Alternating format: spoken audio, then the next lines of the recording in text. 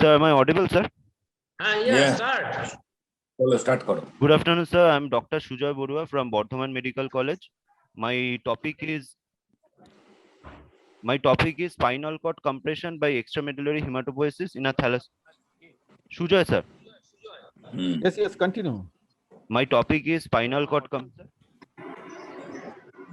My topic. I'm Dr. Sujoy Borua from Bardhaman Medical College. হয়ে গেল তো বলো দেখো Sir, coming to the spinal cord compression by extramedullary hematopoiesis in a thalassemia. network problem. Yes, continue. Coming to the introduction, extramedullary hematopoiesis, it refers to Sir, শোনা যাচ্ছে sir? Sir, coming to the introduction, sir. Extramedullary hematopoiesis. Continue. Extramedullary hematopoiesis, it refers to hematopoiesis outside of the medulla of the bone. Hematopoiesis which is occurring outside the medulla of the bone. Chronic anemia states such as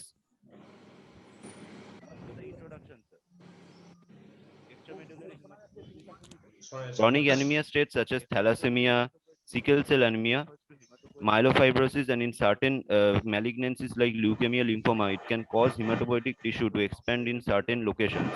So here we are going to report a case of spinal cord compression due to spinal epidural extramedullary hematopoiesis in a thalassemia patient. Now coming to my case, 30-year-old female patient who was a known case of HB beta thalassemia. She was admitted in medicine ward with weakness of both lower limbs and inability to walk for past 3 months, which was insidious in onset and gradually progressive in nature. There was also a history of numbness and loss of touch pain temperature below the level of umbilicus for the same duration. She was content for the urine and stool and anal tone was normal. There was no history of any fever. She was non-diabetic, non-hypertensive. On examining the patient, the neurological examination showed spastic paraparesis with increased tone in both lower limbs. Babinski sign was positive. Power in both the lower limbs was 0/5. Deep tendon reflexes were exaggerated in both the lower limbs, and sensory level was found out to be at the T12 to L1 level. On further investigating the patient, her blood reports came out with follows. Hemoglobin was 7.5 grams per DL. Total count was 8,600 per cubic millimeters. Platelet count was 1,80,000. There was uncontributed hyperbilirubinemia. USG whole abdomen was done, which showed moderately enlarged liver and spleen, which showed the presence of extramedullary hematopoiesis in those organs. An MRI of dorsal lumbar spine with contrast was done, which showed extramedullary hematopoiesis at both paravertebral region at D1 to D2 to D10 vertebral level, with compression over posterior epidural space at D3, D4 to D9, D10 levels.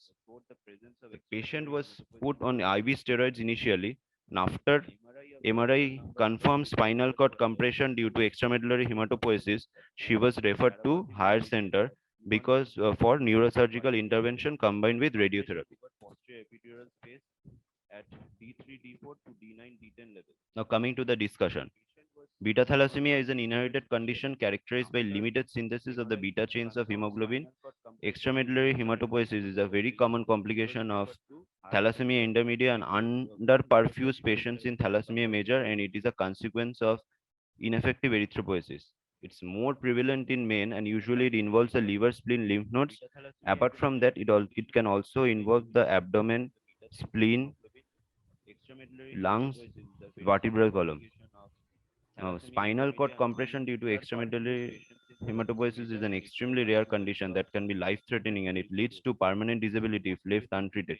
Mainly affecting the lower thoracic spine, MRI is the imaging of choice, and treatment it includes the blood transfusion, which can easily reduce the hematopoietic drive, decompressive surgery, radiation, and hydroxyurea.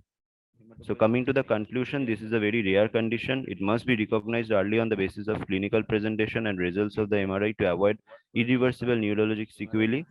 Low doses of radiotherapy as treatment of choice in combination with blood transfusion is the treatment of choice, and surgery should also only be kept for severe cases with acute neurological deterioration. Thank you.